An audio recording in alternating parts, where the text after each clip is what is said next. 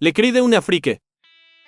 Salut tout le monde, aujourd'hui, je vais aborder un sujet à la fois douloureux et puissant. Le cri d'une Afrique blessée. L'Afrique, et plus particulièrement l'Afrique centrale, est le cœur battant du continent. Pourtant, elle est le théâtre d'un drame silencieux. Une guerre des émotions, des intérêts et des générations. Rébellions fabriquées, manipulations politiques et coups d'État sanglants ont brisé la fraternité africaine, la remplaçant par une méfiance profonde, une douleur héritée et une soif de revanche envers l'Occident. Des présidents ont été assassinés, des leaders brisés, des peuples trahis. L'Afrique n'a pas oublié. Prenons l'exemple de la République démocratique du Congo, un pays aux richesses incommensurables, pourtant aujourd'hui ravagé par la cupidité internationale, le pillage et le désordre militaire, des enfants exploités, des terres violées, des voix réduites au silence. Les cicatrices de l'esclavage restent ouvertes.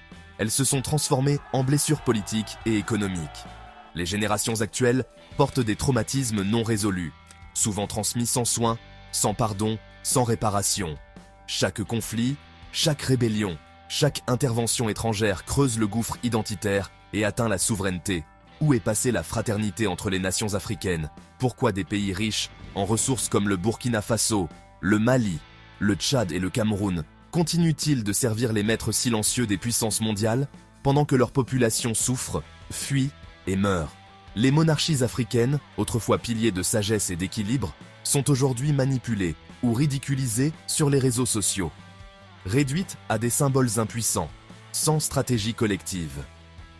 Pendant ce temps, les opérations économiques mondiales continuent de déferler sur le sol africain, colonisant non plus par la force militaire, mais par l'économie, la dette et la technologie. Mais au cœur de cette douleur, il y a une chance. Une chance de pardon. Un pardon entre frères et sœurs africains. Un pardon entre les générations. Un pardon envers l'histoire elle-même. Non pas pour oublier, mais pour reconstruire. Le véritable développement ne viendra pas d'ailleurs. Il naîtra de l'éveil des consciences, de l'éducation des populations, de la valorisation des langues et des traditions, et de la formation de leaders enracinés, visionnaires et incorruptibles. Ce combat n'est pas seulement militaire ou économique, il est spirituel, psychologique et émotionnel. Il s'agit de soigner les blessures intergénérationnelles, de réconcilier les peuples avec leur histoire et leur identité, de développer une souveraineté technologique, culturelle et militaire, de protéger les enfants d'Afrique, non pas comme des victimes, mais comme les futurs bâtisseurs du continent. L'Afrique n'est pas morte, elle est blessée. Mais dans ses blessures, Dieu l'a gardée, et un jour, elle se relèvera. Si ce message résonne en vous, partagez vos réflexions et vos espoirs dans les commentaires.